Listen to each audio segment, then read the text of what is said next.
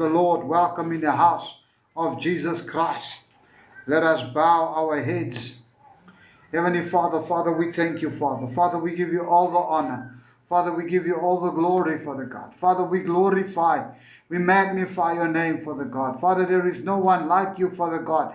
There was no one before you, Father God, and there will be no one after you, Father.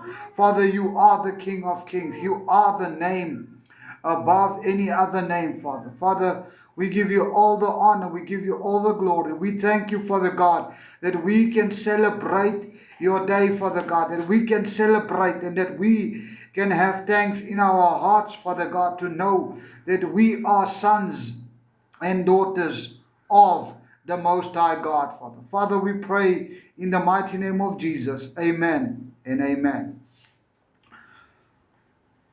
Goeienaand almal. Vanaand wil ek 'n boodskap met jou deel wat die Here hierdie tyd op my hart gelê het vir die tyd waarin ons is, wat sê. Ek dink nie ons sal ooit ten volle verstaan hoe groot Jesus se liefde regtig was. Ek glo nie een van ons sal regtig kan verstaan hoe groot en hoe waardig die liefde van Jesus vir ons regtig was. Ons sal nie verstaan hoe groot sy liefde eintlik vir ons beteken het op daardie kruis van Golgotha nie.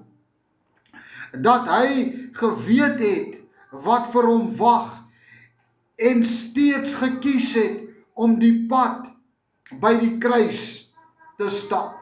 Jesus het nog steeds gekies om daardie pad te stap ten spyte van die pyn en die lyding waar hy moes deurgaan, het hy nog steeds gekies om vir ons aan daardie kruis van Golgotha te gaan sterf, om nog steeds vir ons as kinders van God aan daardie kruis homself te gaan en homself te verneder vir ons as sy kinders van God.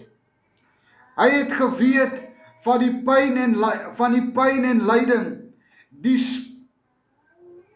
spoed, die bloed, die spykers, die hartseer en die alleenheid. Hy het geweet dit gaan gebeur. Hy het geweet dat dit is die pad wat hy moet loop. Dit is die pad van vernedering wat hy moet deurgaan. Maar nog steeds het Jesus gekies om daardie pad te stap vir ons as sy seuns en dogters van Jesus. En tog het hy geweet en hy het nie omgedraai nie. Hy het nie gesê, hulle is dit werd nie. Nee, hy het gebly. Hy het gebly en hy het dit gedoen en hy het die wedloop voltooi vir ons as sy seuns en dogters van Jesus Christus. Vir ons sondes het hy gegaan en hy het gaan sterf aan daardie kruis van Golgotha vir ons. Vir my, vir jou, vir my, elkeen van ons wat al gebreke gevoel het, vir elkeen van ons wat al gedink het, ons sonde is te veel, of ons is te stikkend, of ons is te ver van hom af, maar sy genade vir ons is nog steeds genoeg. Jesus het nie aan die kruis gehang omdat hy swak was nie. Hy was daar omdat hy liefde hom daar gehou het. Omdat sy liefde hom aan daardie kruis gehou het vir ons. Sy liefde vir ons het hom aan daardie kruis gehou. Dit het nie gegaan oor sy swakhede nie. Dit het nie gegaan oor sy vernedering of die pyn en lyding waardeur hy moes gaan nie. Dit het vir hom gegaan oor die liefde wat hy het vir ons. En hy het nog steeds dit gesê. Hoeveel van ons loop hierdie wedloop, maar halfpad in hierdie wedloop draai ons om en ons gee op en ons gooi tou op, want ons sê dis nie die plek waar ek wil wees nie. Dis nie die pad wat ek wil stap nie, maar Jesus Christus het daardie pad gestap. Hy het nie gesê, Vader, ek wil nie gaan sterf nie, ten spyte dat hy gegaan het die aand voor die kruisiging, en hy het gesê, Vader, Vader, as dit u wil is, laat hierdie beker verbygaan, maar hy het geweet, dit gaan nie gebeur nie, en nog steeds het hy die wedloop voltooi. Nog steeds het Jesus hierdie wedloop voltooi vir ons. Nog steeds het hy homself aan daardie kruis laat hang, ten spyte van alles, ten spyte van die vernedering, ten spyte van die verwerping, het hy dit gedoen en hy het geweet dat hy doen dit uit liefde uit. Hy het geweet wat wag vir hom, hy het geweet ons gaan hom spoeg, hy het geweet ons gaan hom slaan, hy het geweet hy gaan gemartel word, maar nog steeds het hy nie opgegee nie. Nog steeds het Jesus nie opgegee nie.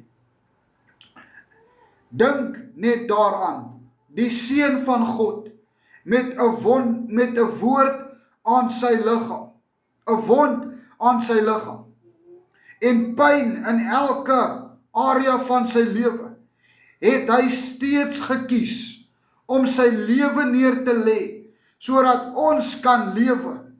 Dit is nie net 'n storie nie, dit is nie net 'n godsdiens ding nie, dis te groot, sy liefdedaad, wat hierdie wêreld nog nooit gesien het nie. Dit is te groot, dit is 'n groot daad, wat hierdie wêreld nog nooit gesien het of beleef het. En die Vader, wat sy enigste gebore seun vir ons gestuur het, om vir ons aan die kruis te gaan hang, op Golgotha, en nog steeds het hy geweet, wat die pyn en lyding vir hom gaan wag, wat die verraaiery vir hom gaan wag, het hy nog steeds daardie pad gestap, om te sê, hier is ek, die Seun van God. Nog steeds het hy dit gedoen, en dit is nie net 'n storie nie, dit is nie net 'n godsdienstelike ding nie, maar dit is iets wat die wêreld moet verstaan. Dit is groter as hierdie wêreld, dit is groter, want die prys wat daar betaal is 'n prys vir my en jou om te kan sê, ons is seuns en dogter van die almagtige God, en ons sondes is vergewe. Dit is wat dit vir ons kan beteken. Die kruis bewys vir ons, jy is nie vergeet nie. Jy is nie te ver gedwaal nie. Jy is nie te vuil vir genade nie. Jy is nie te stikkend vir Jesus. As hy die kruis vir jou sou so gedra het, dan beteken dit net een ding. Jy was nog altyd sy geliefde. Jy was nog altyd sy geliefde. Voor die kruis was jy nog steeds sy geliefde. Na die kruis is jy nog steeds sy geliefde. Daar is niks wat kan verander wat gebeur het op die dag van Golgotha nie. Daar is niks wat kan verander, dat daar is nie een wat voor hom gaan kom nie, daar is nie een wat na hom gaan kom nie, daar is net een, en sy naam is Jesus. Mag die Here julle seën, mag die Here sy liefde jou kom ontferm vanaand, sy liefde jou kom opdra, sodat jy kan besef, daar is iets groters. Daar is 'n plan groter as die storms wat in jou lewe is. Want Jesus is die begin en hy is die einde. Daar is niemand nie, hy het gesê, dit is volbring.